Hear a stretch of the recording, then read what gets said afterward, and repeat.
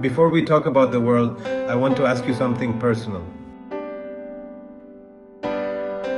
When did you last feel genuinely free? Not on holiday, not in a moment of distraction, but actually deeply free, without the background hum of financial worry, without the quiet dread of next month's bills, without always calculating whether you can afford to be sick, to rest, to quit, to dream. Most of us carry that hum all the time. We call it adult life, we call it responsibility, we call it just the way things are. But what if it didn't have to be? What if the anxiety you feel, that low constant pressure to earn and spend and earn again, is not a personal failure? What if it is a design feature?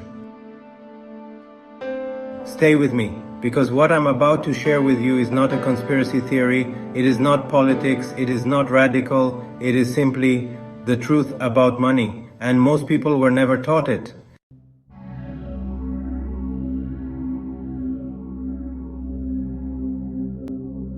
Here is a question that sounds simple. What is money? If you had to answer right now, you might say it's what I earn, what I spend, what I need to survive. And you'd be right. In the world as it is today, money is all of those things. But here is the question underneath the question. Where does money come from? Most people, if they think about it at all, imagine that governments print money. That somewhere a treasury or a central bank creates the supply and it flows out into the economy. That's partly true, but it's a small part of the picture. Here is the bigger truth. Almost all the money that exists in the modern world was created by private banks and not governments, not public institutions. The moment someone signed a loan. When a bank gives you a mortgage or a business loan, it does not reach into a vault and hand you money that was saved by someone else. In most modern economies, it simply types new numbers into a computer. That money did not exist before that moment, and now you owe it back with interest. Read that again slowly if you need to. The bank created money from nothing. You must pay it back from your real labor, your real time, your real life, plus extra for the privilege. Now multiply that by every mortgage on every home, every business loan, every student debt, every national government borrowing to fund its hospitals and schools. The entire global money supply is at its foundation a mountain of debt. Not debt owed to the public, debt owed to private financial institutions.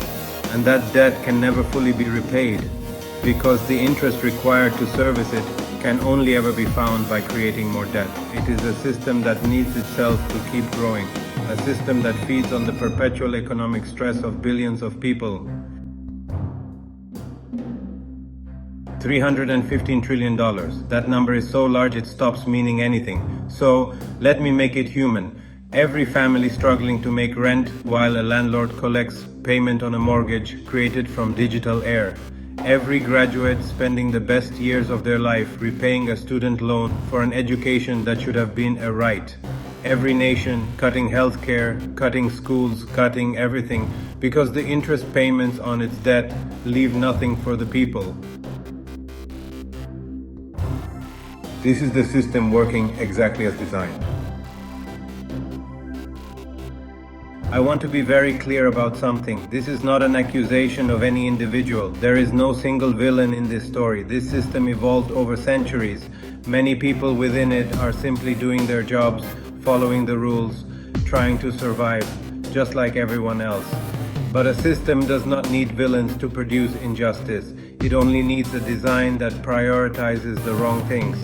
And the design of modern money prioritizes one thing above all others. This is called compound interest, and it is the most powerful force in the modern economy. Money makes money, debt makes more debt, and over time, decades, centuries, wealth concentrates at the top while the bottom carries the weight.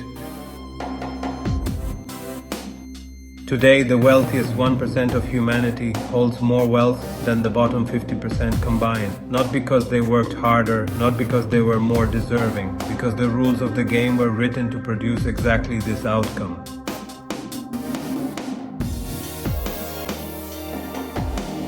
Now, I want to ask you something different. Look around the physical world for a moment. Is there actually not enough food, not enough land, not enough sunlight, water, timber, knowledge, human creativity? The earth produces enough food to feed every single human being alive, and more. We waste roughly 1/3 of all food produced globally. Over 700 million people go hungry, not because the food doesn't exist, but because they cannot afford to pay for it. The scarcity is not real. The scarcity is in the money, and the money is controlled by the few. When you understand this, really understand it, something shifts. The anxiety you feel is not your failure. It is the correct human response to being held in a system designed to keep you just comfortable enough not to question it, and just insecure enough never to stop working. Money, in its current form, is not a neutral tool. It is a control mechanism, and our entire species has been held hostage to it for centuries.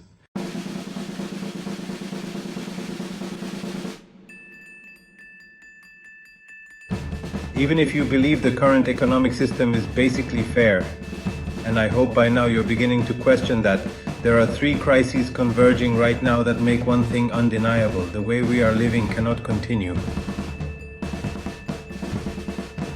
First, the planet. The economic system we live under requires infinite growth, more production, more consumption, more profit every year without end.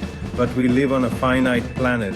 When you build an economy on the assumption that growth never stops, and you run it long enough on a world with limits, you get what we are seeing now: collapsing ecosystems, a climate in crisis, oceans rising, species vanishing, the living systems that support all human life fraying.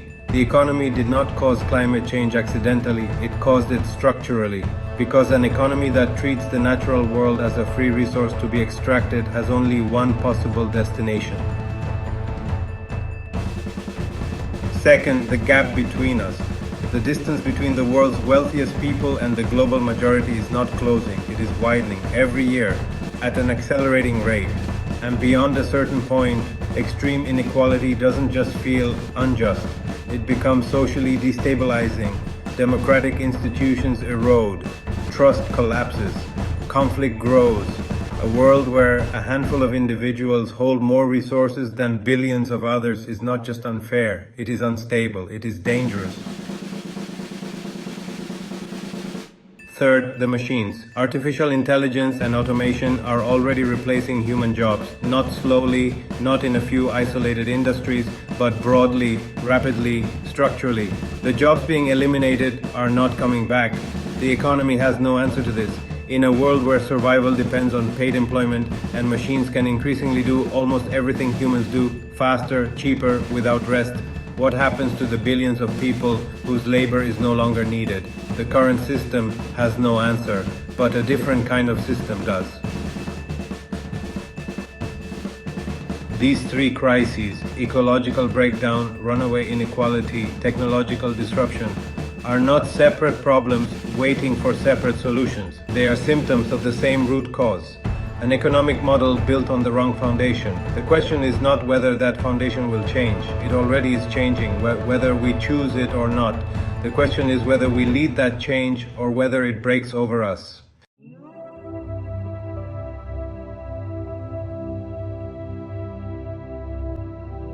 I want to tell you about an idea, not a perfect plan, not a finished answer, but a serious, carefully considered vision, one that draws on the best thinking of economists, philosophers, scientists, and communities who have spent decades asking the question that most of us are only now beginning to ask. Does it have to be this way? Equinom is a proposed roadmap, an AI-assisted synthesis of existing economic theories and real-world alternative models that charts a possible path from where we are to somewhere genuinely better. The name comes from equi, meaning equal, fair, and nom, from the same root as economics, the management and distribution of what we have. Equinom means fair management of what we have, and everything we need, we already have. The ideas in Equinom are not invented from nothing. Every major element has roots in economic theory, philosophical tradition, and real experiments that have worked in communities, in cooperatives, in societies that chose a different set of priorities. What Equinom does is connect those ideas into a coherent direction of travel.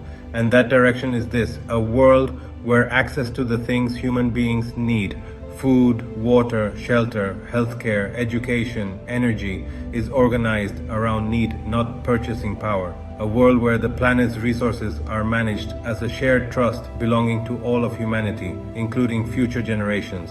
A world where technology, artificial intelligence, and automation serve the many, not the few. A world where the measure of a society is not its GDP, but the well-being and dignity of every single person within it.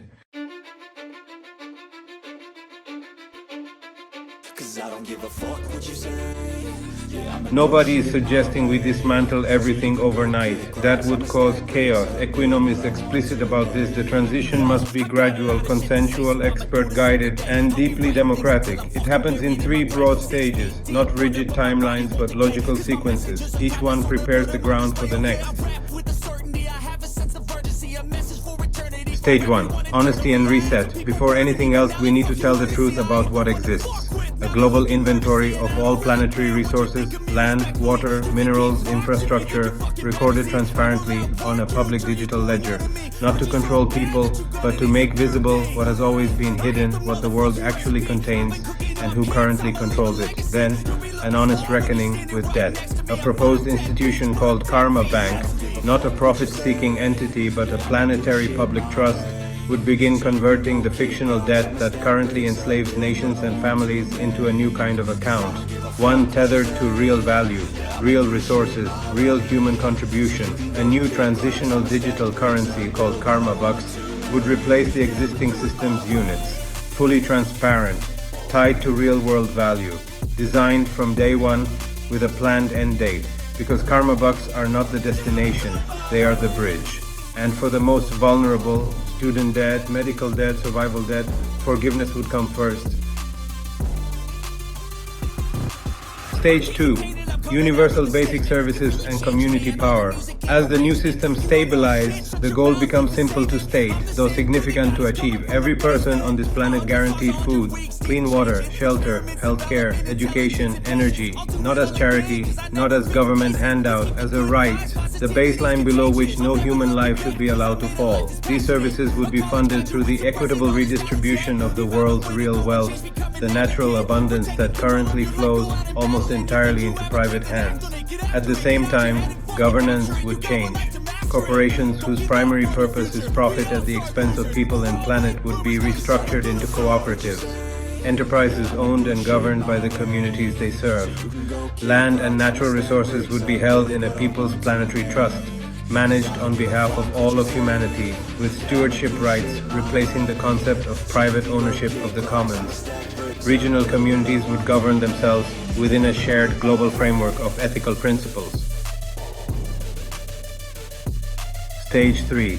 A world beyond money. This is the long horizon, not a demand for immediate abolition, a direction of travel as AI and automation increasingly handle the production of goods and services, as community trust in transparent, fair systems grows, as the concept of survival anxiety gradually fades from human experience.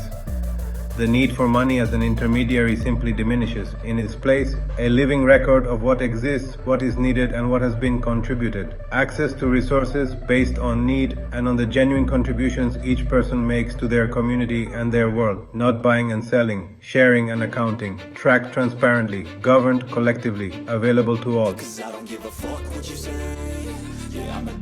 This is not a new idea. Before money, communities organized exactly this way. Gift economies, commons-based resource sharing, cooperative societies. These did not disappear because they failed. They were displaced by a more powerful system that served different interests. Equinom does not invent something that has never existed. It proposes to scale what has always worked with the tools we now have.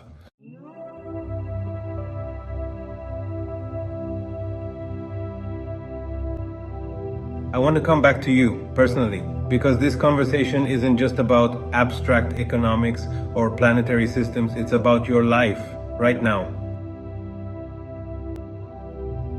Think about how much of your mental and emotional energy is consumed by money. not even by spending it, just by thinking about it. The calculations, the worries, the contingencies, the impossible juggling act of making enough, saving enough, spending carefully enough. Psychologists call this cognitive load, and study after study shows that financial scarcity, or even the fear of it, consumes a significant portion of our mental bandwidth. It makes us worse at decisions, worse at parenting, worse at relationships, worse at thinking clearly about anything else. Now imagine that weight lifted, not because you suddenly became wealthy, but because the baseline was guaranteed, because no matter what happened, you knew that food, shelter, healthcare, and education were secure. Experiments in universal basic income and universal basic services in Finland, in Kenya, in Canada show the same results every time. When the baseline is guaranteed, people do not stop contributing. They contribute more. They start businesses, they go back to school, they volunteer, they create art and music and community, they take better care of their children and their neighbors. Human beings, given security, do not become lazy, they become more fully human. Now think bigger. How many brilliant minds have been lost to poverty? How many cures for diseases died in the mind of someone who never had access to education? How many solutions to the world's greatest challenges were never developed because the people who might have found them were too busy surviving? A world that guarantees the baseline of human dignity is a world that unlocks the full creative and intellectual potential of our entire species. We have not yet seen what human beings are capable of when none of us are fighting for our survival. And for the planet, the only economic model compatible with the long-term survival of life on Earth is one that treats the natural world as a home to be sustained, not a resource to be extracted. Equinom's core is stewardship, caring for what we have so that what we have continues to exist. That is not sacrifice, that is wisdom for our children, for their children, for every living thing that shares this extraordinary world with us.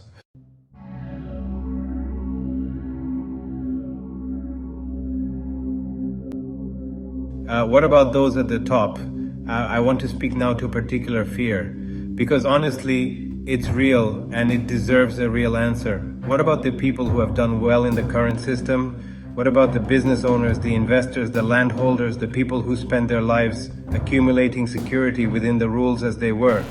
What about people who here restructure the economy and here take what I have away from me? First, a truth. The vast majority of people who consider themselves successful in economic terms are not, in any meaningful sense, the ultra-wealthy. They are people who worked hard, took risks, made sacrifices, and managed to build a modest level of security.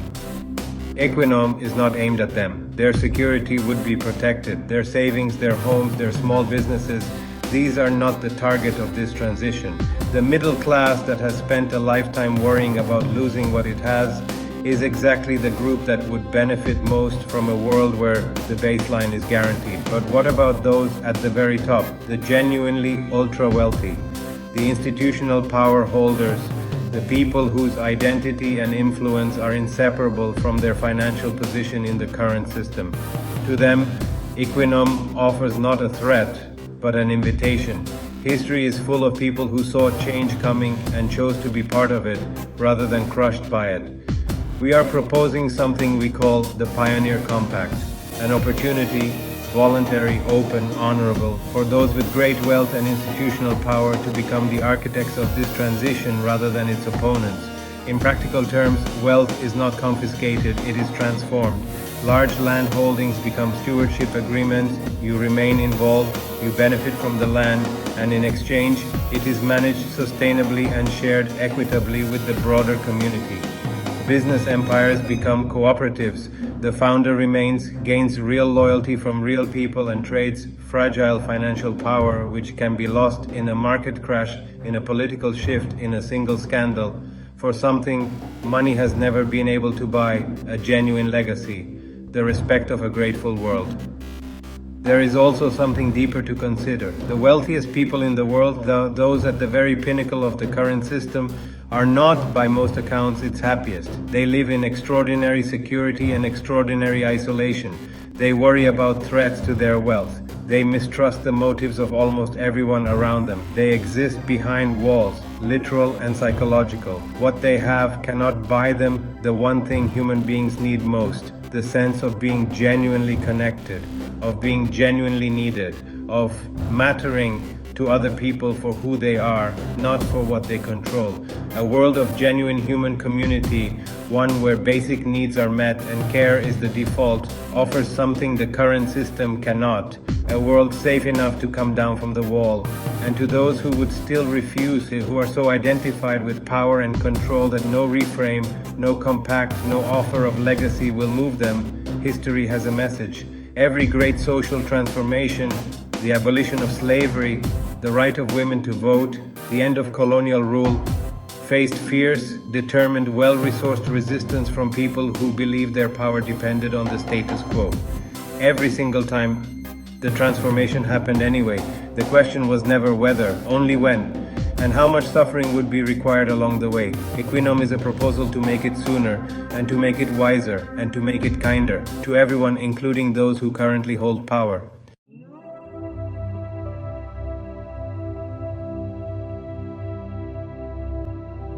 Let me offer you one more perspective, a longer view. Human civilization has always moved, however unevenly, however slowly, however painfully, in one direction, toward greater inclusion, toward wider circles of care. There was a time when the tribe was the limit of human concern, then the city, then the nation. Each expansion was resisted, each one eventually happened.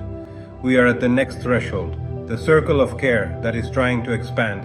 Right now, in this moment of human history, is the whole species, every human being, every child, every community, every ecosystem. This is not a radical idea invented by dreamers. It is the next step in a journey our species has been on since the beginning. From this distance, there are no borders, no nations, no rich districts and poor ones, no first world and third world. There is one world, one atmosphere, one ocean, one biosphere, one family. The expansion of care to match the scale of that reality is not idealism, it is maturity, it is what comes next. Equinom is a proposition to fast-track that maturity, to accelerate the inevitable, to counter further destruction before the destruction becomes irreversible, not through force, not through revolution imposed from above, but through the oldest and most powerful force in human history, awareness. When enough people understand the truth of something, really understand it not as an abstract idea but as a lived reality, things change, always.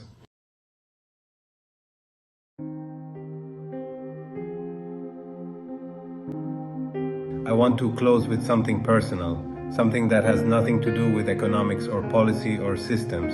It has to do with you and what you do next. Real change does not come from the top down. It never has, not ultimately.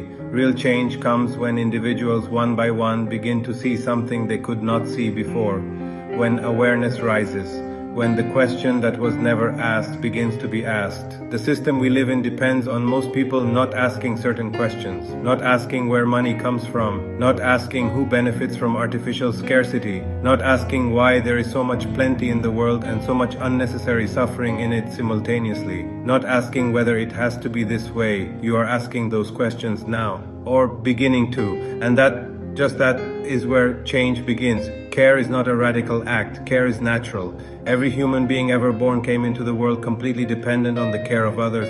Every community that has ever survived did so through cooperation and mutual support.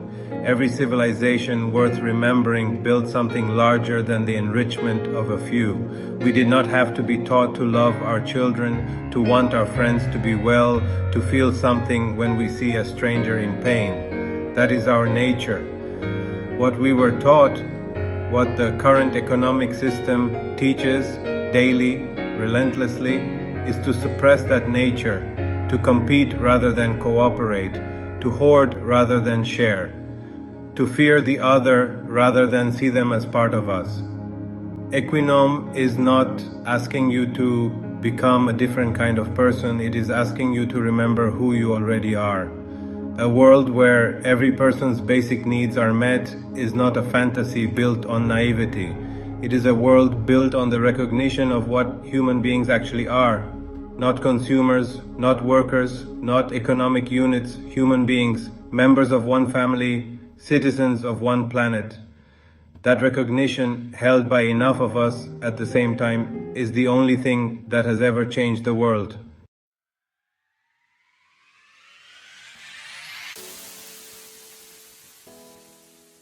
Equinom is not a finished plan. It is an AI-assisted proposition, a synthesis of existing ideas, theories, and models offered as a starting point. Before anything becomes policy, experts must study it.